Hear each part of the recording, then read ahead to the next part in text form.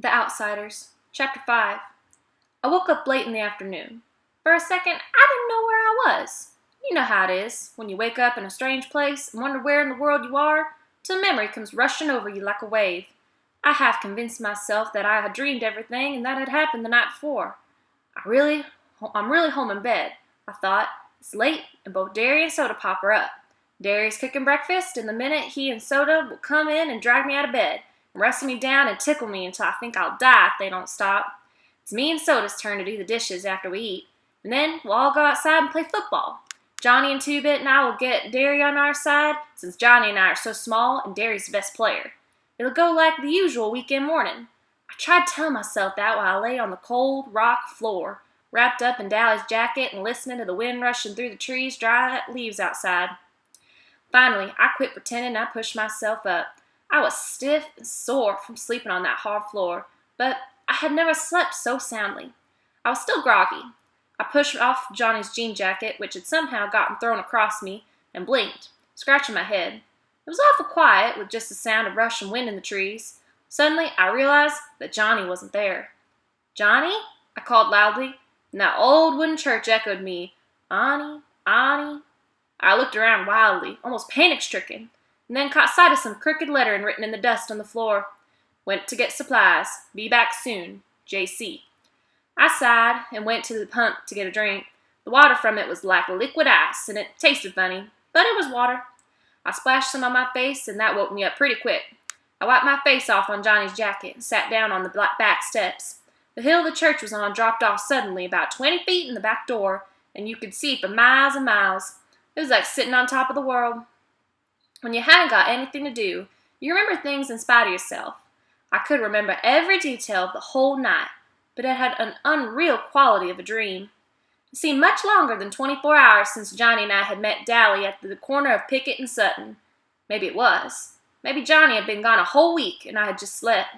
Maybe he had already been worked over by the fuzz and was waiting to get the electric chair since he wouldn't tell where I was. Maybe Dally had been killed in a car wreck or something and no one would ever know where I was, and I'd just die up here alone and turn into a skeleton. My overactive imagination was running away with me again. Sweat ran down my face and back, and I was trembling. My head swam, and I leaned back and closed my eyes. I guess it was partly delayed shock. Finally, my stomach calmed down, and I relaxed a little, hoping that Johnny would remember cigarettes. I was scared, sitting there by myself. I heard someone coming up through the dead leaves toward the back of the church, and I ducked inside the door. Then I heard a whistle, long and low, ending in a sudden high note. I knew that whistle well enough. It was used by us, and the Shepherd gang, for "Who's there?" I returned it carefully, then darted out the door so fast I fell off the steps and sprawled flat under Johnny's nose. I propped myself up on my elbows and grinned up at him.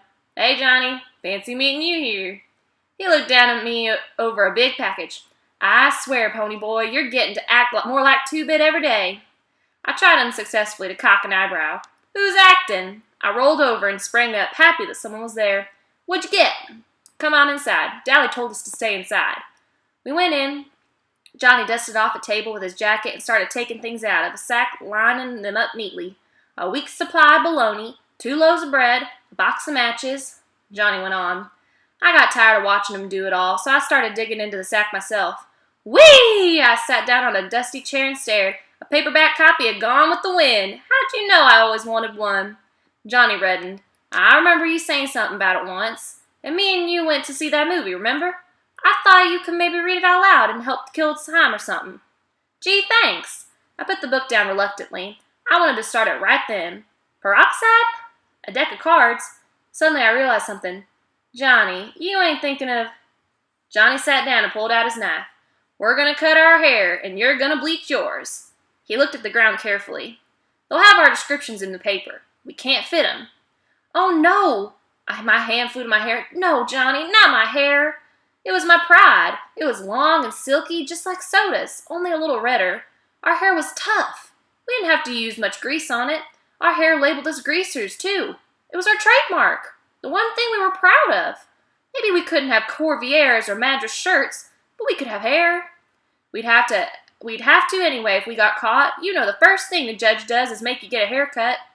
"I don't see why," I said sourly. "Dally could just easily mug somebody with short hair." I don't know either. It's just a way of trying to break us. They can't really do anything to guys like Curly Shepherd or Tim. They've had about everything done to them, and they can't take anything away from them because they don't have anything in the first place. So they cut their hair. I looked at Johnny imploringly. Johnny sighed. I'm going to cut mine too and wash the grease out, but I can't bleach it. I'm too dark-skinned to look okay blonde. Okay, come on, Pony Boy, he pleaded. It'll grow back.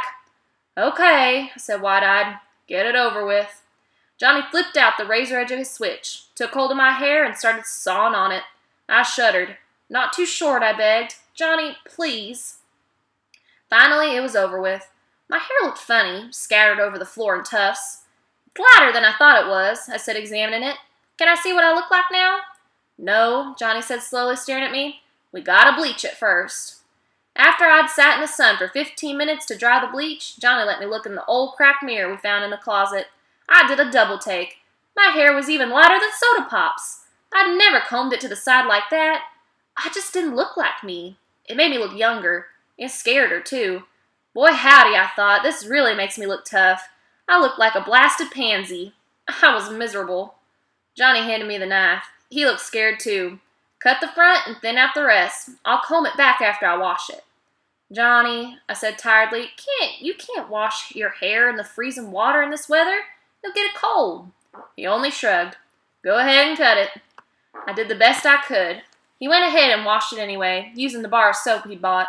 I was glad I hadn't run away with him instead of with Two-Bit or Steve or Dally. That would be one thing they'd never think of, soap.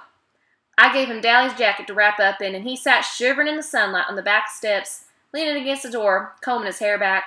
It was the first time I could see that he had eyebrows. He didn't look like Johnny. His forehead was whiter where his bangs had been. It would have been funny if we hadn't been so scared. He was still shivering with cold. I guess, he said weakly, I guess we're disguised. I leaned back next to him sullenly. I guess so. Oh, shoot, Johnny said with fake cheerfulness. It's just hair. Shoot nothing, I snapped. It took me a long time to get that hair just the way I wanted it. And besides, this just ain't us. It's like being in a Halloween costume we can't get out of. Well, we gotta get used to it, Johnny said with finality. We're in big trouble, and it's our looks or us. I started eating a candy bar. I'm still tired, I said. To my surprise, the ground blurred, and I felt tears running down my cheeks. I brushed them off hurriedly. Johnny looked as miserable as I felt. I'm sorry I cut your hair off, Pony Boy. Oh, it ain't that, I said between bites of chocolate. I mean, not all of it. I'm just a little spooky. I really don't know what's the matter. I'm just mixed up. I know, Johnny said through chattering teeth as we went inside. Things have been happening so fast. I put my arm across his shoulders to warm him up. Two-Bit should have been in that little one-horse store. Man, we're in the middle of nowhere. The nearest house is 2 miles away. Things were laying out wide open, just waiting for somebody to slick like Two-Bit to come in and pick them up. He could have walked out with half the store. He leaned back beside me, and I could feel him trembling. Good old Two-Bit, he said in a quavering voice. He must have been as homesick as I was. Remember how he was wisecracking last night, I said.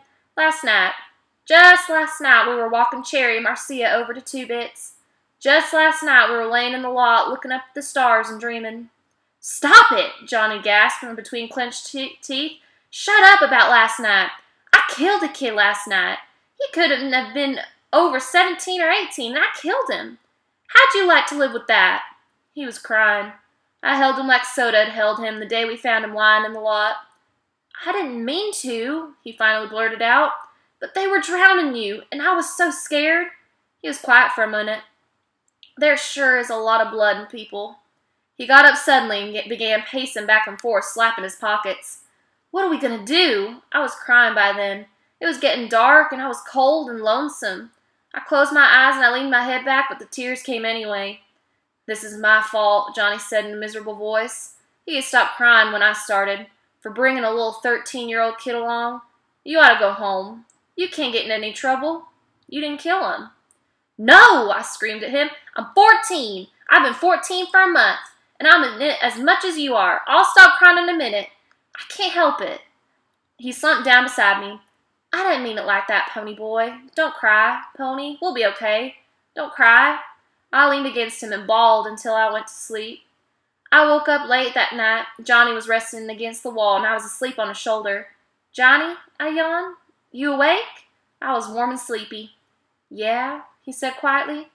"We ain't gonna cry no more, are we?" "Nope, we're all cried out now. We're getting used to the idea. We're gonna be okay now." "That's what I thought," I said drowsily.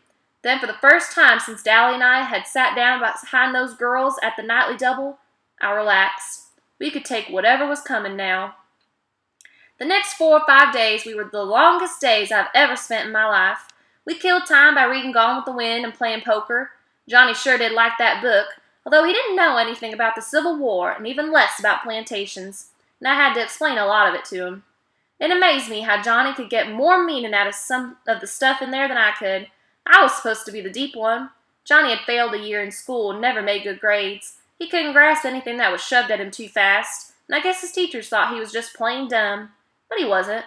He was just a little slow to get to things, and he liked to explore things once he did get them. He was especially stuck on the Southern gentlemen, impressed with their manners and charm. "I bet they were cool old guys," he said, his eyes glowing, after I'd read the part about them riding into sure death 'cause they were gallant. "They remind me of Dally." "Dally?" I said, startled. "Shoot, he ain't got any more manners than I do, and you saw how he treated those girls the other night. Soda's more like them Southern boys." "Yeah, in the manners bit, and the charm too, I guess," Johnny said slowly. "But one night I saw Dally getting picked up by the fuzz, and he kept real cool and calm the whole time. They was getting him for breaking out the windows in the school building, and it was Two-Bit who did that, and Dally knew it, but he just took the sentence without batting an eye or even denying it. That's gallant." That was the first time I realized the extent of Johnny's hero worship for Dally Winston. Of all of us, Dally was the one I liked least. He didn't have Soda's outstanding understanding or dash, or Two-Bit's humor, or even Derry's Superman qualities. But I realized that these three appealed to me because they were like the heroes in the novels I read. Dally was real. I liked my books and clouds and sunsets. Dally was so real he scared me. Johnny and I never went to the front of the church. You could see the front from the road, and sometimes farm kids rode their horses by on their way to the store. So we stayed in the very back, usually sitting on the steps and looking across the valley. We could see for miles, see the ribbon of highway and the small dots that were houses and cars. We couldn't watch the sunset since the back faced east, but I loved to look at the colors of the fields and the soft shading of the horizons. One morning I woke up earlier than usual. Johnny and I had slept huddled together for warmth. Dally had been right when he said it would get cold where we were going. Being careful not to wake Johnny up, I went to sit on the steps and smoke a cigarette. The dawn was coming then. All the lower valley was covered with mist, and sometimes little pieces of it broke off and floated away in small clouds. The sky was lighter in the east, and the horizon was thin golden lime. The clouds changed from gray to pink, and the mist was touched with gold. There was a silent moment when everything held its breath, and then the sun rose. It was beautiful. "Golly," Johnny's voice beside me made me jump. "That sure was pretty." "Yeah," I sighed, wishing I had some paint to do a picture with while the sight was still fresh in my mind. "The mist was what was pretty," Johnny said, "all gold and silver." I said, trying to blow a smoke ring. "Too bad it couldn't stay like that all the time." "Nothing gold can stay." I was remembering a poem I'd read once. "What?"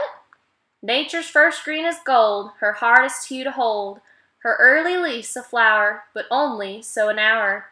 Then leaf subsides to leaf, so Eden sank to grief.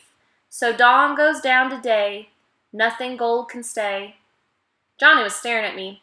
"Where'd you learn that?" "That was what I meant." "Robert Frost wrote it. He meant more to it than I'm getting, though. I was trying to find the meaning the poet had in mind, but it eluded me. I always remembered it because I never quite got what he meant by it. You know," Johnny said slowly, "I never noticed colors and clouds and stuff until you kept reminding me about them. Seems like they were never there before." He thought for a minute. "Your family sure is funny." "What happens to be so funny about it?" I asked stiffly. Johnny looked at me quickly. "I don't mean nothing. I mean, well, Soda kind of looks like your mother did, but he acts exactly like your father. Derry's a spitting image of your father, but he ain't wild and laughing all the time like he was. He acts like your mother, and you don't act like either one." "I know," I said.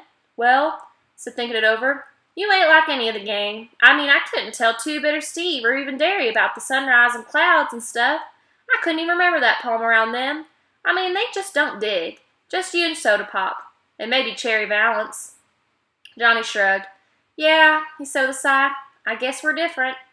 Shoot, I said, blowing a perfect smoke ring. Maybe they are. By the 5th day, I was so tired of bologna, I nearly got sick every time I looked at it. We'd eaten all our candy bars in the first 2 days. I was dying for a Pepsi. I'm what you might call a Pepsi addict. I drank them like a fiend, and going for 5 days without one was about to kill me.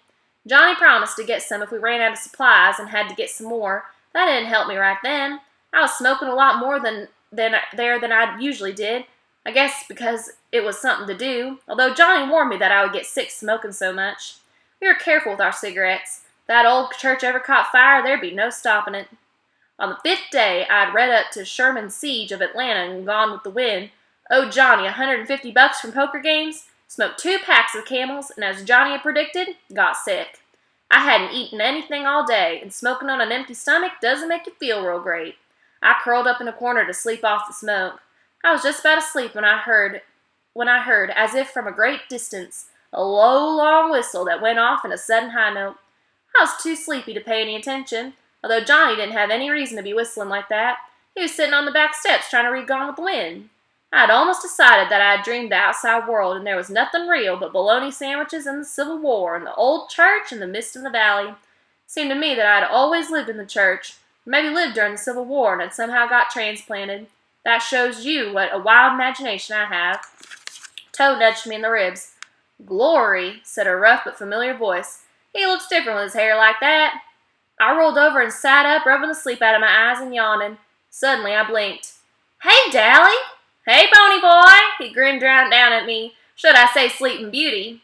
I never thought I'd live to see the day when I would be so glad to see Dally Winston. But right then he meant one thing, contact with the outside world. And it suddenly became real and vital. How's Soda Pop? Are the Fuzz after us? Is Derry all right? Do the boys know where we are? What? Hold on, kid, Dally broke in. I can't answer everything at once. You two want to go get something to eat first? I skipped breakfast and I'm about starved. You're starved? Johnny was so indignant he nearly squeaked. I remembered the bologna. Is it safe to go out? I asked secretly. Yup.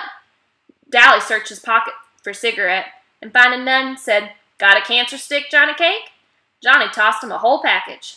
Fuzz won't be looking for you around here, Dally said, lighting up. They think you're lit out for Texas. I've got Buck's T-Bird parked down the road a little way. Gosh almighty, boys, ain't you been eating anything? Johnny looked startled. Yeah? Whatever gave you the idea we ain't? Dally shook his head. You're both pale and you've lost weight. After this, get out in the sun more. You look like you've been through a mill. I started to say, look who's talking, but decided it would be safer not to. Dally needed a shave. A stubble of colorless beard covered his jaw. He looked like he was the one who'd been sleeping in his clothes for a week instead of us. I knew he hadn't seen a barber in months, but it was safer not to get mouthy with Dally Winston. Hey, Pony Boy. He fumbled with a piece of paper in his back pocket. I got a letter for you. A letter? Who from? The president, of course, stupid. It's from Soda. Soda Pop? I said, bewildered. But how did he know? He came over to Buck's a couple of days ago for something and found that sweatshirt. I told him I didn't know where you were, but he didn't believe me. He gave me this letter and a half his paycheck to give to you. Kid, you ought to see Derry. He's taking this mighty hard. I wasn't listening. I leaned back against the side of the church and read. Pony Boy. Well, I guess you got into some trouble, huh? Derry and me nearly went nuts when you ran out like that. Derry is awful sorry he hit you. You know you didn't mean it. And then you and Johnny turned up missing, and what with that dead kid in the park, and Dally getting hauled into the station, well, it scared us something awful. The police came by to question us, and we told them as much as we could. I can't believe little old Johnny could kill somebody. I know Dally knows where you are, but you know him. He keeps his trap shut and won't tell me nothing. Derry hasn't gotten the slightest notion where you're at, and it's nearly killing him. I wish you'd come back and turn yourselves in, but I guess you can't since Johnny might get hurt. You sure are famous. You got a paragraph in the newspaper even. Take care and say hi to Johnny for us. Soda Pop Curtis. He could improve his spelling, I thought after reading it through 3 or 4 times. How come you got hauled in? I asked Dally. Shoot, kid, he grinned wolfishly. Them boys at the station know me by now. I got hauled in for everything that happens in our turf. While I was there, I kind of let it slip that y'all were heading for Texas, so that's where they're looking. He took a drag on his cigarette and cussed it so good-naturedly for not being a cool. Johnny listened in admiration. You sure can cuss good, Dally. Sure can, Dally agreed wholeheartedly, proud of his vocabulary. But don't you kids get to picking up my bad habits. He gave me a hard rub on the head. But kid, I swear it don't look like you with your hair all cut off. It used to look tough. You and Soda had the coolest looking hair in town. I know, I said sourly. I look lousy, but don't rub it in. Do y'all want something to eat or not? Johnny leaped up. You'd better believe it. Gee, Johnny said wistfully, it sure will be good to get into a car again. Well, Dally drawled, I'll give you a ride for your money. Dally always did like to drive fast, as if he didn't care whether he got where he was going or not. We came down the red dirt road off J Mountain doing 85. I like fast driving, and Johnny was crazy about drag races. But we both got a little green around the gills when Derry took a corner on two wheels with the brakes screaming. Maybe it was because we hadn't been in a car for so long. We stopped at a Dairy Queen, and the first thing I got was a Pepsi. Johnny and I gorged on barbecue sandwiches and banana splits. Glory! Dally was still said amazed, watching us gulp the stuff down. You don't need to make like every mouthful's your last. I got plenty of money. Take it easy. I don't want you getting sick on me. And I thought I was hungry. Johnny merely ate faster. I didn't slow down until I got a headache. I didn't tell y'all something, Dally said, finishing his third hamburger. The Socias and us are having all-out warfare all over the city. That kid you killed had plenty of friends, and all over town it's Soc against Grease. We can't walk alone at all. I started carrying a heater. Dally, I said frightened, you kill people with heaters. You kill them with switchblades too, don't you, kid? Dally said in a hard voice. Johnny gulped. Don't worry, Dally went on. It ain't loaded. I ain't aiming to get picked up for murder, but it sure does help a bluff. Tim Shepard's gang and our outfit are having it out with the Socias tomorrow night at the vacant lot. We got hold of the president of one of their social clubs and had a war council. Yeah, Dally sighed, and I knew he was remembering New York. Just like the good old days. If they win, things go on as usual. If we do, they stay out of our territory, but for good. Two-Bit got jumped a few days ago. Derry and me came along in time, but he wasn't having too much trouble. Two-Bit's a good fighter. Hey, I didn't tell you we got us a spy. A spy? Johnny looked up from his banana split. Who? That good-looking broad I tried to pick up the night you killed the Soc. The redhead. Cherry what's-her-name.